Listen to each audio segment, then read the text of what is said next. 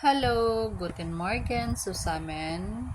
Ich heiße Lilith Subsuban. Ich bin 39 Jahre alt.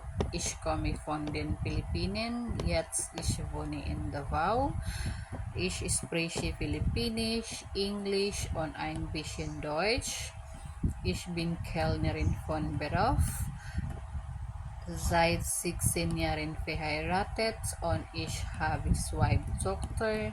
Sie sind 16 und 5 Jahre alt. Meine Familie ist klein. Ich habe zwei Brüder und ein Geschwister.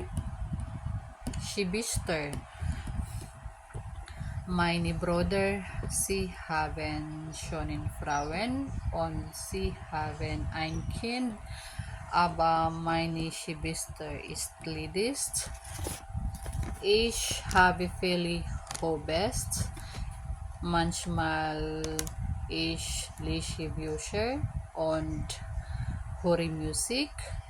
Am Wochenende gehe ich Tochter mit meiner Tochter im Park oder fahre Fahrrad.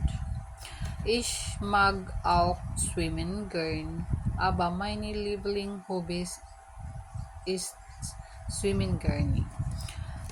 Manchmal mein Mann am Wochenende oder am Bocke. Ich mag gern Fotos von der Natur.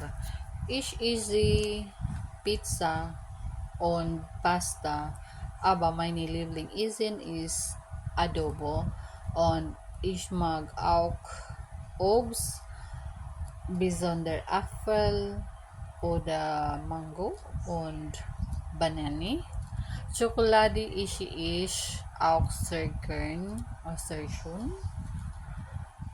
Ich lerne Deutsch 6 Monaten, aber meine Sprache in Deutsch ist nicht so gut. Tschüss, danke.